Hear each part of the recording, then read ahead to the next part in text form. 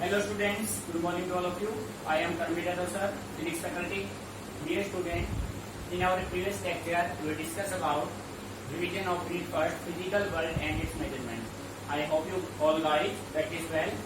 ठीक है बेटे, आज हम स्टार्ट करेंगे यूनिट सेकंड काइनेमेटिक्स. ठीक है, तो फिर बेटे आपको संडे को इन 2 मिनट्स को अच्छे से प्रिपेयर कर लेना है. आज हम बात करते हैं काइनेमेटिक्स. बेटे काइनेमेटिक्स यूनिट को आप कैसे स्टडी करेंगे वो हम यहाँ पे डिस्कस करेंगे. ठीक है, देखो भाई आपका बेटे जो सेकंड यूनिट है वो आपका है काइनेमेटिक्स, जो कि सबसे इम्पोर्टेंट यूनिट है. भाई बोर्ड के पॉइंट ऑफ व्यू से आप ले लो, कंपटीशन के पॉइंट ऑफ व्यू से ले लो, जो आपका ये काइनेमेटिक्स यूनिट है बेटे काफी इम्पोर्टेंट यूनिट है. अब देखो काइनेमेटिक्स को आपको स्टडी कैसे करना है. तो बेटे मैं आपसे यही कहूंगा, आप यूनिट टेस्ट के लिए आपके तो टेस्ट मंथली टेस्ट जो आपका होने वाला है मंडे को, उस टेस्ट में आप काइनेमेटिक्स को स्टडी करेंगे डिफरेंट वे में. तो कैसे स्टडी करना है उसके बारे में हम डिस्कस करेंगे. बेटे काइनेमेटिक्स में सबसे पहले आप स्टडी करेंगे, सबसे पहले जो स्टडी करेंगे वो आप स्टडी करेंगे प्रोजेक्टाइल. उसको स्टडी करेंगे भाई प्रोजेक्टाइल. ठीक है, तो बेटे सबसे पहले मैं प्रोजेक्टाइल को थोड़ा एक्सप्लेन कर देता हूँ. ठीक है, शॉर्ट में. बाकी कंप्लीट एक्सप्लेनेशन तो अपने प्रीवियस वीडियो जो प्रोजेक्टाइल मोशन के उसमें गिवन है. ठीक है, तो आपको चीजों को समझना है अच्छे से. हम यहाँ पे बस इनको क्विक रिवीजन कर रहे हैं. ठीक है, तो बेटे प्रोजेक्टाइल का सिंपली मीनिंग ये होता है, आप मान लीजिए कि आपके पास कोई एक बॉडी है, कोई एक स्टोन है, आपने उस स्टोन को एयर में थ्रो किया. देखो ये कंडीशन आपने मेंटेन किया. बेटे बात को समझना ध्यान से. देखो बेटे ये हो गया वाई एक्सिस, ये हो गया ओरिजिन, ये हो गया एक्स एक्सिस. ठीक है, अब आपने यहाँ से किसी स्टोन को थ्रो किया, ऐसे थ्रो कर दिया. जब आप किसी भी स्टोन को थ्रो करेंगे बेटे उसका कुछ ना कुछ तो इनिशियल वेलोसिटी होगा, और वो अपना क्या होगा, u होगा. u is the initial velocity of the stone. अब हमारे पास कुछ क्वेश्चन ये बनेंगे. हमारा पहला क्वेश्चन ये होगा, what is the path of projectile. Path of projectile. ठीक है, यानी कि हमने जो स्टोन थ्रो किया है ना बेटे, उस स्टोन ने कैसा पाथ लिया है भाई, स्ट्रेट गया है, पैराबोला गया है, सर्कुलर गया है, कैसे गया है. ठीक है, सेकंड क्वेश्चन आपके सामने ये आएगा कि आपने जो स्टोन थ्रो किया है, आपने जो स्टोन थ्रो किया है उसने कितना हाइट गेन किया है, maximum height reach. Maximum height reach. ठीक है बेटे, फिर आपके सामने क्वेश्चन ये बनेगा, मान लीजिए इस पॉइंट पे जाके प्रोजेक्टाइल का हाइट हो गया मैक्सिमम. तो बेटे मैक्सिमम हाइट, इनिशियल पॉइंट और मैक्सिमम हाइट तक जाने में जो वो टाइम लेगा ना, वो आपका टाइम होगा टाइम ऑफ एसेंट. ठीक है बेटे, बात समझ आ रही है. ठीक है, सिमिलर वे में अब मैक्सिमम हाइट से ये सरफेस को टच करेगा. बेटे मैक्सिमम हाइट से किसको टच करेगा, सरफेस को. सो मैक्सिमम हाइट से सरफेस तक का जो टाइम मिलेगा उसको आप नाम देंगे टाइम ऑफ डिसेंट. ठीक है बेटे, मीनिंग आ रहा है समझ में. ठीक है, ऐसे ही आप देखो बेटे, यहां से यहां तक का टाइम, टाइम ऑफ डिसेंट, यहां से यहां तक का टाइम, टाइम ऑफ डिसेंट. ठीक है, और बेटे अब मैं ये कहूं कि यहां से यहां तक का जो टोटल टाइम होगा वो क्या होगा, तो उसको आप नाम देंगे टाइम ऑफ फ्लाइट. मीनिंग आ रहा है समझ में. बेटे टोटल टाइम में कौन सा होगा, टाइम ऑफ फ्लाइट. अच्छा भाई, अब देखो आपने हाइट की कंडीशन को मेंटेन कर दिया. अब हम ये देखेंगे कि हमने जो स्टोन थ्रो किया है वो स्टोन हॉरिजॉन्टली कितना डिस्टेंस कवर कर पाता है. तो बेटे नेक्स्ट आपका क्वेश्चन बनेगा हॉरिजॉन्टल रेंज. नेक्स्ट आपका बनेगा हॉरिजॉन्टल रेंज. मीनिंग आ रहा है समझ में. ठीक है, अच्छा बेटे यहाँ से जब आपने इनिशियली किसी स्टोन को थ्रो किया तो उसका अपना कुछ वेलोसिटी था, दैट वेलोसिटी सेट होगी इनिशियल वेलोसिटी u. अब हमने क्या किया, इनिशियल वेलोसिटी के बाद जो बॉडी है कुछ हाइट पे जाने के बाद कुछ वेलोसिटी एक्वायर करेगा, दैट वेलोसिटी सेट होगी फाइनल वेलोसिटी. और हमें फाइंड आउट करना होगा velocity at any time t. ठीक है, सो बेटे प्रोजेक्टाइल मोशन में जब आप किसी भी बॉडी को, बेटे सिंपली मीनिंग हम बात करें, what do you mean by projectile. Projectile means a body throne into air with some initial velocity and then left free to move under gravity alone। आपने किसी बॉडी को, किसी स्टोन को एयर में throw किया, जब तक ये बॉडी एयर में रहेगा, ग्राउंड को टच नहीं करेगा, तो वो उसका क्या होगा, प्रोजेक्टाइल होगा। ठीक है बेटे, इसमें आप बेसिक एग्जांपल दे सकते हैं, a ball hit by a bat for sixer. किसी बॉल को जैसे वो बैट से निकलेगा और जब तक वो ग्राउंड को टच नहीं करेगा, सरफेस को टच नहीं करेगा, तो बेटे उसका क्या रहेगा, प्रोजेक्टाइल। या आप मान लो हम हाइट से, कुछ हाइट से मान लीजिए हम इस चॉक होल्डर को ड्रॉप कर देते हैं, तो बेटे जब तक ये एयर में रहेगा ना, जब तक ये एयर में रहेगा तो ये किसमें काउंट किया जाएगा, प्रोजेक्टाइल। ठीक है, अब देखो प्रोजेक्टाइल जब आपने फायर किया किसी बॉडी को, ठीक है, तो बेटे आपके पास ये 7 क्वेश्चन बन के आएंगे। भाई what is the path of projectile, what is the maximum height reach, what is the time of ascent, time of descent, time of flight, horizontal range and velocity at any time t। नहीं समझ में आ रहा है? तो बेटे इन सभी को आपको कंडीशन के अकॉर्डिंग अच्छे समझना है, और इन तीनों इनको आपको बस ओनली आपके इक्वेशन ऑफ मोशंस हैं, जैसे v equal to u plus 18, s is equal to ut plus half 8 square and v square minus u square is equal to 2as। बेटे 3 इक्वेशन हैं, और इन इक्वेशन के बेस पे आप complete अपने projectile को सोल्व कर सकते हैं। बट आपको बस माइंड में ये रखना है कि आपको कौन सा इक्वेशन कब इम्प्लीमेंट करना है। बेटे बात समझ, हमें कुछ रटना नहीं है, हमें चीजों को कंडीशन के अकॉर्डिंग समझना है। जैसे देखो बेटे, अब मैं सबसे पहले बात करता हूँ पाथ ऑफ प्रोजेक्टाइल की, बिल्कुल ध्यान से समझना, पहले एक बार इसको देख लो। ठीक है,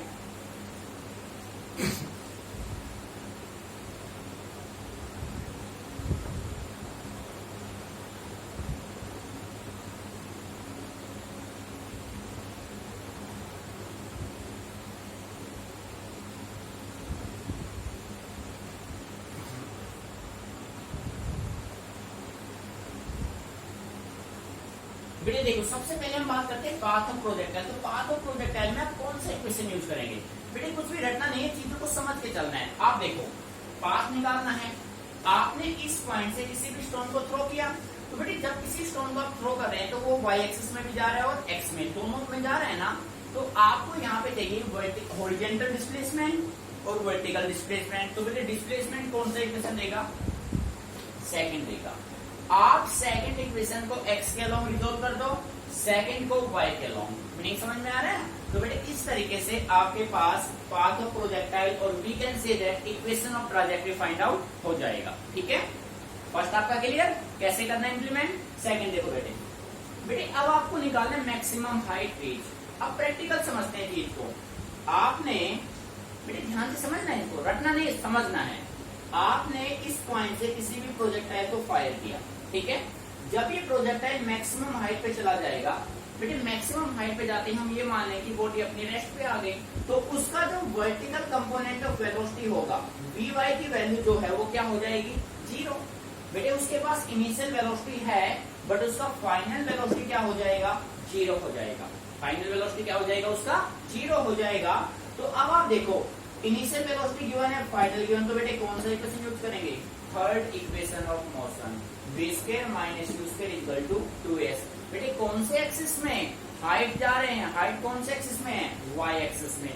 तो आप यूज करेंगे v square minus u square equal to 2s along y axis.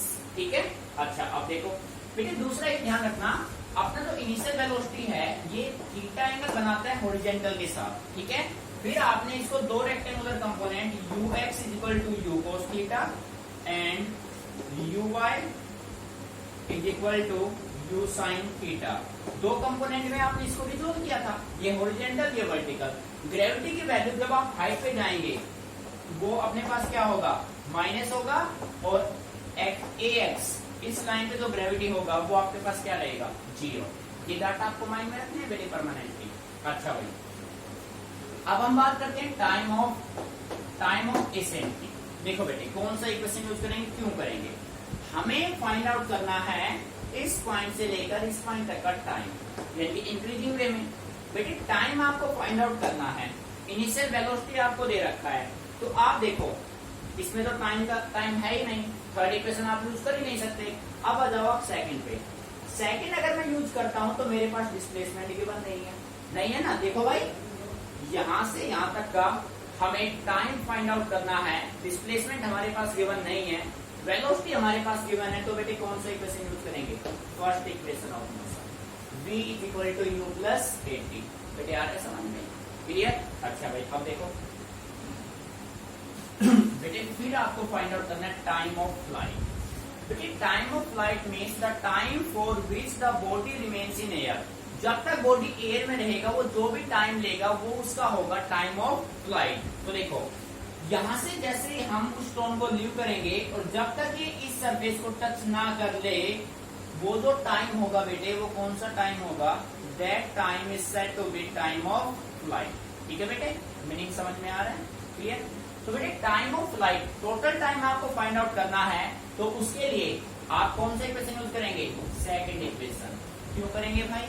क्योंकि आप वर्टिकल कंपोनेंट कवर करते हुए हॉरिजॉन्टल में भी जा रहे हैं, तो आप डिस्प्लेसमेंट कवर कर रहे हैं। बेटे अब सुनो ध्यान से, केयरफुली। जैसे ही बॉडी, यहां से बॉडी ने जर्नी शुरू किया और बॉडी ने ग्राउंड को यहाँ पे हिट किया, जैसे ही बॉडी ग्राउंड को हिट करेगा, इसका वर्टिकल डिस्प्लेसमेंट y किसके बराबर हो जाएगा? 0। वर्टिकल डिस्प्लेसमेंट 0 होगा तो आप कौन सा इक्वेशन यूज करेंगे भाई? Second equation. डिस्प्लेसमेंट का तो यही है भाई, और इसमें टाइम भी यूज हो रहे हैं। अरे बेटे नहीं समझ में? सेकंड यूज क्यों किया? क्लियर हो गया? ठीक है, अच्छा भाई, अब हमें फाइंड आउट करना है नेक्स्ट है टाइम ऑफ हॉरिजॉन्टल रेंज। बेटे टाइम ऑफ डिसेंट तो इन दोनों से आप निकाल लोगे, time of flight means in दोनों का सम, ये गिवन है, ये गिवन है, डिसेंट अपने आप निकल जाएगा। अब बात करते हैं हॉरिजॉन्टल रेंज का। देखो बेटे ध्यान से, हॉरिजॉन्टल रेंज मीन्स अब हमें ये देखना है कि अपना जो स्टोन है वो एक्स एक्सिस में कितना डिस्टेंस कवर कर पाता है, वो उसका बन जाएगा हॉरिजॉन्टल रेंज। ठीक है, या मैं ये कह सकता हूं, अब बॉडी ने जर्नी यहां से शुरू किया एंड यहाँ पे किया, तो बेटे इस पॉइंट पे जाके जो टाइम होगा बॉडी का, टोटल टाइम, वो किसके बराबर हो जाएगा? टाइम ऑफ फ्लाइट इक्वल हो जाएगा। सिंपल वे में मैं कह सकता हूं, at the end of the journey the time of the body is equal to time of flight. ठीक है, अब बेटे हॉरिजॉन्टल रेंज आपका डिस्प्लेसमेंट है, तो फिर आप कौन सा इक्वेशन यूज करेंगे? फिर आप सेकंड इक्वेशन यूज करेंगे भाई, क्योंकि डिस्प्लेसमेंट निकालना है। ठीक बात है ना? नहीं आ रहा है समझ में? अच्छा बेटे, ये सब करने के बाद फाइनली आपको निकालना है वेलोसिटी। बेटे कौन सा वेलोसिटी निकालना है? आपको फाइंड आउट करना है फाइनल वेलोसिटी। अब देखो, इनिशियल वेलोसिटी से तो आपने इसको थ्रो किया था, अब आपको फाइंड आउट करना है फाइनल वेलोसिटी। तो बेटे आप क्या करोगे? मान लीजिए यहाँ तक ऑब्जेक्ट का इनिशियल वेलोसिटी u था, अब हम ये मान लेते हैं कि इस पॉइंट पे जाके इसका वेलोसिटी क्या बन गया? v बन गया। ठीक है भाई, अब हम इस v को 2 रेक्टेंगुलर कंपोनेंट में डिसॉल्व कर देते हैं। तो प्यारे बच्चों, एक कंपोनेंट ये बनेगा vx, अल्फा एंगल बना लिया, और एक कंपोनेंट ये बनेगा vy। मीनिंग आ गया समझ में? तो बेटे net velocity, final velocity v था, आपने इसको 2 रेक्टेंगुलर कंपोनेंट vx और vy में रिजॉल्व किया। अब हमें यहाँ से vx और vy की वैल्यू चाहिए, तो आप कौन सा इक्वेशन यूज करेंगे? First equation, one time along y axis, second time along x axis. और बेटे फिर आप ट्रायंगल पैरेललोग्राम में जो रिजल्टेंट, जो मैग्नीट्यूड का रिजल्ट आया था, √a² + b² + 2ab cos theta की हेल्प से इस वेलोसिटी का मैग्नीट्यूड निकाल लेंगे और फिर इस वेलोसिटी का डायरेक्शन आप फाइंड आउट कर लेंगे। तो बेटे इस तरीके से आपका प्रोजेक्टाइल मोशन क्या हो जाएगा? कंप्लीट। प्यारे बच्चों, फिर मैं आपसे कह रहा हूँ, गलती से भी माइंड में ये नहीं रखना कि उसमें वो इक्वेशन था, उसमें वो इक्वेशन था। बेटे आपको मैंने अच्छे से समझा दिया कि कोई भी इक्वेशन रखना नहीं है कि किसमें कौन सा लगेगा। हमें चीजों को समझना है प्रैक्टिकली कि हमने उस स्टोन को किस वे में थ्रो किया है और किस तरीके से कौन सा इक्वेशन हम यहाँ पे यूज करेंगे। ठीक है, तो बेटे एक बार अच्छे से ऑब्जर्व कर लो, किसी भी पॉइंट में कोई भी प्रॉब्लम आपको है तो मेरे से डिस्कस करो, रटना नहीं है, समझ के चलना है बिल्कुल। ठीक है बेटे, अच्छे से ऑब्जर्व कीजिए इसको।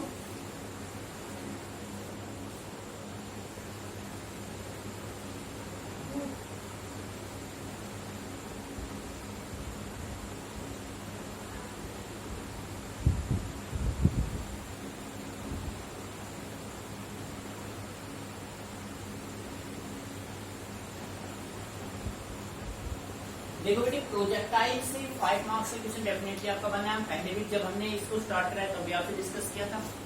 ठीक है, तो इस पार्ट को अच्छे से समझ के क्लियरली करना है। ठीक है, अब देखो भाई, नेक्स्ट जो है ना, प्रोजेक्टाइल के बाद आपको स्टार्ट करना है वेक्टर, ठीक है। अब बेटे देखो वेक्टर में आपको क्या क्या स्टडी करना है तरीके से ध्यान से देखो बेटे। वेक्टर के पार्ट में फिर इसके बाद आप स्टडी करेंगे वेक्टर्स। बेटे वेक्टर में सबसे पहले वेक्टर के बेसिक डेफिनेशंस, सारे डेफिनेशन आप पढ़ लेंगे जो भी हमने आपको बेसिक प्रोवाइड करा रखे। बेटे विदाउट बेसिक आप कोई भी प्रॉब्लम वेक्टर के सोल्व नहीं कर पाएंगे, ठीक है। मीनिंग आ रहा है समझ में?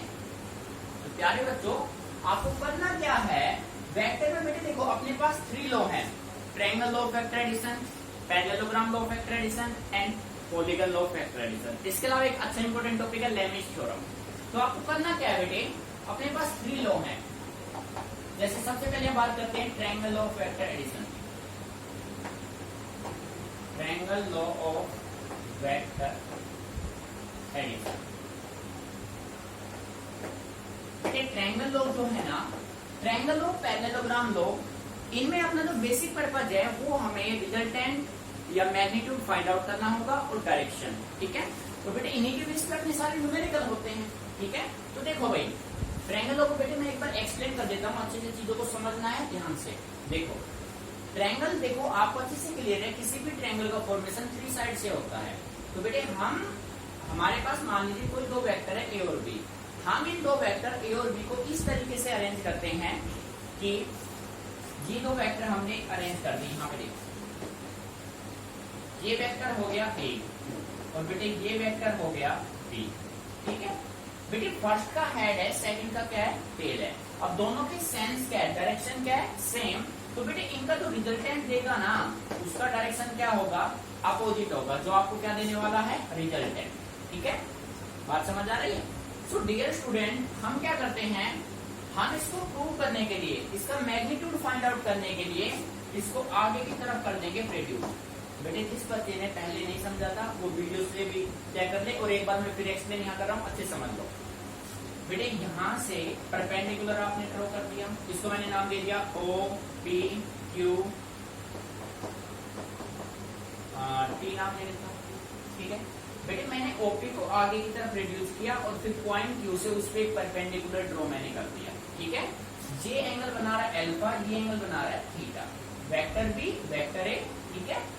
अल्फा एंगल है डायरेक्शन का जो हमेशा किसी एक वेक्टर या तो ए या बी और किसके साथ बनेगा, रिजल्टेंट आर के साथ, ठीक है। Meaning clear? तो आर और ए के बीच में एंगल बनेगा अल्फा, दोनों वेक्टर के साथ जो एंगल बनने वाला है वो बनेगा थीटा। बेटे यहाँ तक बात समझ आ रही है? तो आपको करना कुछ नहीं, आपको यहाँ से फर्स्ट वन फाइंड आउट करना है मैग्नीट्यूड। बेटे मैग्नीट्यूड जो आप फाइंड आउट करेंगे उसके लिए आप देखो आपके पास एक ट्रायंगल है, इन ट्रायंगल, कौन सा ट्रायंगल भाई, पी क्यू टी या P D Q, in triangle P T Q. बेटे नाम मैंने पहले टाइम कुछ भी लियो, आप कुछ भी ले लो, नाम कुछ भी ले लो, आपको मेथड समझना है, कंसेप्ट को समझना है, ठीक है। ट्रायंगल पीटीक्यू में आप बेटे यहाँ से साइन थीटा निकालो।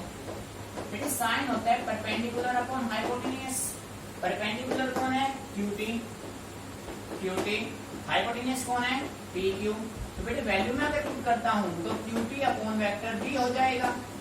तो डियर स्टूडेंट क्यूटी की वैल्यू वेक्टर बी क्या होगा, साइन थीटा हो जाएगा। बेटे ध्यान बोर्ड पे रहे, ठीक है। अच्छा यहीं से आप फिर कोस थीटा निकाल लो। बेटे कोस थीटा आपका होता है बेस अपॉन हाइपोटेन्यूज, ये देखो बेस कौन है, पीटी,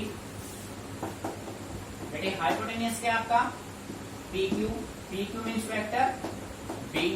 सो डियर स्टूडेंट पीटी की वैल्यू यहां से क्या हो जाएगी, वेक्टर बी कोस थीटा, ठीक है बेटे। मीनिंग आ रहा है समझ में, अच्छे से क्लियर यहाँ तक। अब भाई हमें तो रिजल्टेंट फाइंड आउट करना है, तो बेटे रिजल्टेंट के लिए आपको कौन सा ट्रायंगल लेना है, ओ क्यू टी। सो आप कह सकते हैं in triangle O Q T, triangle O Q T में बेटे आप पाइथागोरस थ्योरम लगाएंगे तो आप कह सकते हैं ओ क्यू का square is equal to O T का स्क्वायर प्लस, या पहले ये ले लो आप, क्यू टी का स्क्वायर प्लस ओ टी का स्क्वायर। अब बेटे ओ से टी की जो वैल्यू है वो क्या है, O P plus P T. तो O Q is equal to under root लगा दो इस साइड, क्यू टी का स्क्वायर प्लस ओ से टी की वैल्यू, बेटे ध्यान दो ओ से टी की वैल्यू क्या है, OP plus PT, OP plus PT का स्क्वायर। ठीक है बेटे, ओ से क्यू आपके पास क्या है आर अंडर रूट बेटे क्यू से टी, क्यू से टी, क्यू टी अपने पास क्या है vector B sine theta, vector B sine theta और कंप्लीट का क्या बेटे स्क्वायर प्लस देखो बेटे ओपी अपने पास क्या है ओ से P vector A plus PT, P से टी की वैल्यू यहाँ पे दो बेटे, बोर्ड पे ध्यान रहना चाहिए बिल्कुल पूरा। ठीक है, कभी कभी सर फास्टली कर रहे हो, रिवीजन चल रहा है फास्टली होगा। अगर आपको बिल्कुल स्लो मोशन में देखना है तो प्रीवियस वीडियो देखिए। ठीक है बेटे, पी से टी, पी से टी आपके पास क्या है वेक्टर बी cos थीटा और बेटे कंप्लीट का क्या है स्क्वायर। आगे में नहीं समझ में, अब इसको आप सोल्व कर लो भाई। Vector R is equal to under root बेटे ये हो जाएगा vector B square sine square theta plus ये ए प्लस बी का होल स्क्वायर आप ओपन कर दो, vector A square plus vector B square plus 2 A B cos theta. ठीक है बेटे, अब देखो इन दोनों में से बेटे इसके साथ रह गया B square cos square theta plus 2 A B cos theta.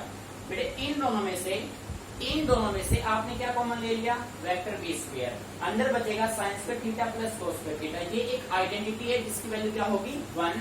सो आप कह सकते हैं r is equal to under root vector A का स्क्वायर प्लस वेक्टर बी का square plus 2 vector A vector B cos theta.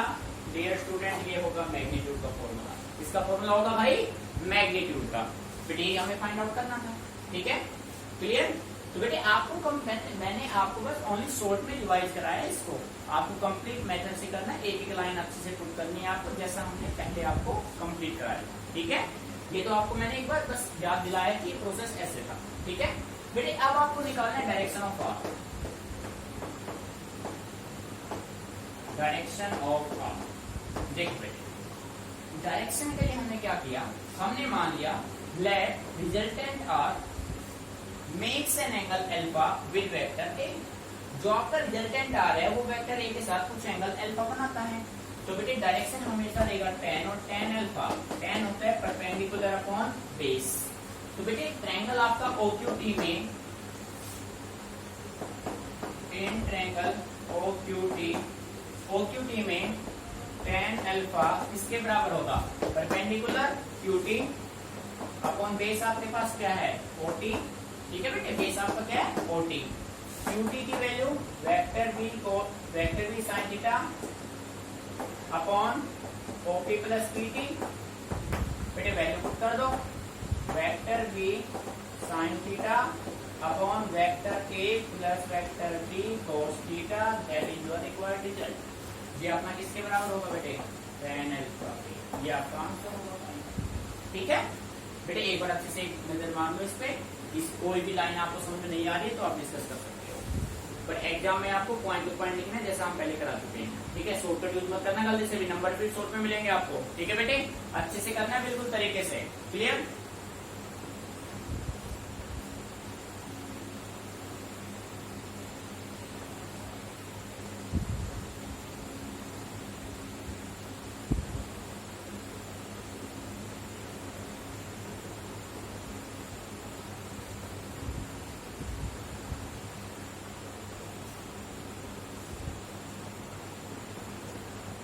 बेटे अब देखो अगर इसी में आपको बेटे अब मैं बताता हूँ आपको शॉर्टकट दे रहा हूँ बहुत अच्छा। आपको मान लीजिए parallelogram law of vector addition solve करना है तो आप ट्रायंगल लॉ से ही पैरेललोग्राम बना सकते हैं। कैसे, बस एक डेफिनेशन तो डिफरेंट होगा, डेफिनेशन अलग है, बाकी आपका पूरा प्रोसेस जो मैग्नीट्यूड और डायरेक्शन जो फाइंड आउट करते हैं ना बेटे, ये आपका दोनों में सेम होगा, एज इट इज होगा।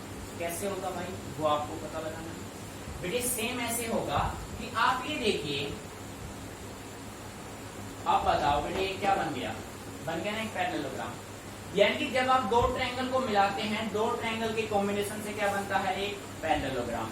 तो भाई जब आप प्रूव करेंगे तो आप बस ये साइड लगा दो, बाकी बताओ इसमें कुछ फर्क पड़ा बेटे। इस पार्ट पे कोई भी इफेक्ट हुआ नहीं हुआ। बस डेफिनेशन में क्या लिखोगे, if two vectors are represented by two adjacents of a parallelogram placed tail to tail, then their resultant is given by the diagonal of the parallelogram taken in opposite order. ठीक है बेटे, बस आपको diagram में ये draw करना है, बाकी आपके रिजल्ट पे कोई इफेक्ट नहीं होगा। तो डियर स्टूडेंट, आप सिंपल वे में समझ सकते हैं, पैरेललोग्राम और triangle law of vector addition दोनों के मैग्नीट्यूड और डायरेक्शन के रिजल्ट क्या होंगे, सेम। बस आपको करना क्या है, जब पैरेललोग्राम आ जाए तो आपको बस ये दो लाइन ऐड कर देनी है, आपका कंप्लीट काम हो गया। बाकी आप किसी को भी टच मत करना, कंप्लीट क्या रहेगा, सेम। भाई ये वेक्टर भी है तो ये भी वेक्टर भी होगा ना, ये वेक्टर ए है तो ये भी तो वेक्टर ए होगा। बेटे आ रहा है मीनिंग समझ में अच्छे से, क्लियर? ठीक है, क्लियर हो गया भाई। देखो बेटे, अब हम बात करते हैं, देखो वेक्टर में सबसे इंपोर्टेंट पार्ट था, बाकी आप है ना क्रॉस प्रोडक्ट, स्केलर प्रोडक्ट, इन सबके न्यूमेरिकल्स करेंगे जो हमने अभी मतलब 2-4 दिन पहले हमने कराए आपसे। ठीक है, अच्छे समझना है उनको। अब देखो बेटे, अब हम बात करते हैं equation of motion.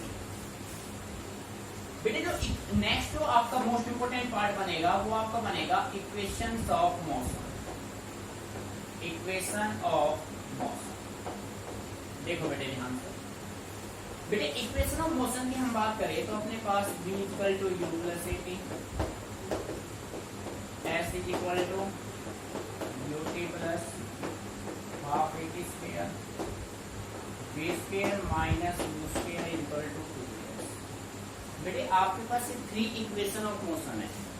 In 3 equation of motion को आप 2 मेथड से करेंगे। फर्स्ट मेथड आपका है ग्राफिकल मेथड।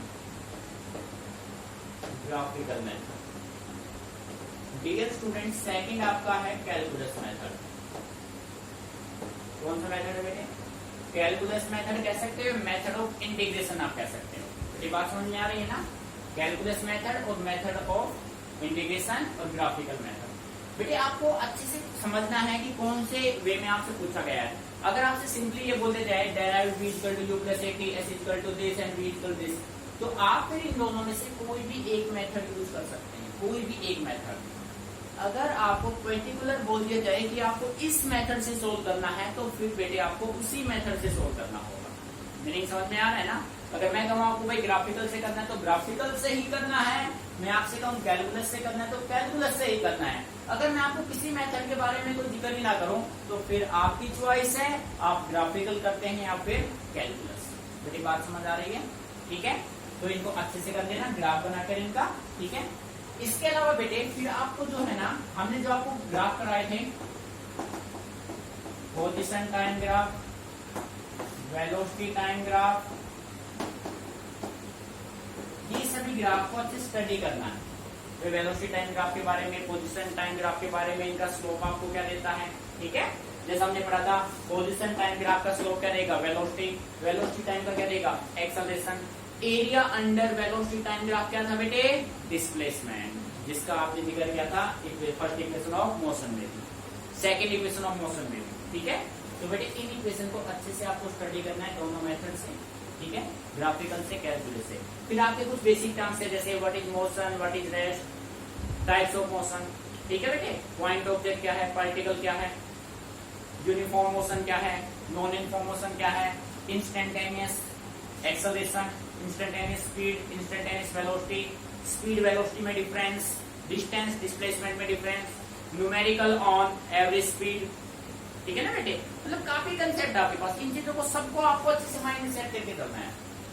बेटे आपका सेकंड यूनिट बिल्कुल अच्छे से प्रिपेयर हो जाना चाहिए। आपको अपना टारगेट फिक्स करना है कि भाई मेरे को सेकंड यूनिट अपना पूरा करना है। आप ये मत देखना गलती से टाइम की तरफ कि भाई हम तो भाई 4 घंटे पढ़नी है।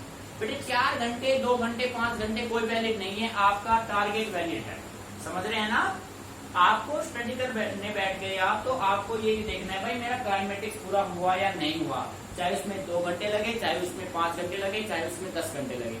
आपको अपना टारगेट फिक्स करना है। और बेटे अगर आप अभी से अपना टारगेट फिक्स करने लग गए ना, मैं गारंटी से कह सकता हूँ आप डेफिनेटली फर्स्ट अटेम्प्ट में विदाउट एनी कोचिंग डेफिनेटली आप कॉम्पिटिशन क्रैक कर जाएंगे। पर आपके अंदर पंक्चुअलिटी होनी चाहिए, आपके अंदर मतलब ये होना चाहिए कि भाई मेरा टारगेट है ये। कभी भी माइंड में ये मत लेके आना कि भाई मैं तो 2 घंटे पढ़ लिया, मैं तो 4 घंटे पढ़ लिया। ऐसा गलती से भी माइंड में मत लेके आना। आप हमेशा माइंड में एक बात रखना कि मेरा टारगेट ये है, मुझे टारगेट पूरा करना है, चाहे रात के 10 बजे या 12 बजे। बेटे बात समझ आ रही है ना? तो बेटे इन टेस्ट को आप बिल्कुल सीरियसली लेना, ठीक है, क्योंकि इन्हीं के बेस पे काफी कुछ आपको सीखने को मिलेगा। समझ रहे हैं ना? तो जो भी आपका देखो फर्स्ट वीक हमने पहले करा दिया, सेकंड आपका ये हो गया, सारे रिवाइज करा दिए। फिर भी आपको प्यारे बच्चों किसी भी टॉपिक में किसी टाइप की कोई भी प्रॉब्लम आती है तो आप मेरे से या तो मैसेज करो या मेरे से कॉन्टेक्ट आप कर सकते हो। पर बेटे ये समझ लो कोई भी प्रॉब्लम नहीं रहनी चाहिए टेस्ट के टाइम पे। समझ रहे हैं ना? उससे पहले आपकी जो भी प्रॉब्लम है आप सभी मेरे से क्लियर कर लो, ठीक है? कोई बातें आपको समझ में नहीं आ रही, थोड़ा लेट आपने स्टार्ट किया है, तो बेटे प्रीवियस लेक्चर सारे हमने अपने यूट्यूब चैनल पे डाल रखे हैं, आप सारे आराम से देखो। फिर भी उनमें कोई भी बात आपको समझ में नहीं आती है तो आप मेरे से डिस्कस करो। चीजों को समझ के चलना है, ना कि डट के। और बेटे आप मतलब आप इन 2 दिनों में तो आप ये सोच लो कि आपके पास बिल्कुल एक्स्ट्रा टाइम है ही नहीं, पूरा फोकस अपना स्टडी पे लगा दो, पूरा कंप्लीटली। और बेटे अच्छे से कर लोगे ना, जब आपके मार्क्स अच्छे आएंगे तो अपने आप ही खुशी सी महसूस होगी, अलग ही महसूस होगा। ठीक है बेटे?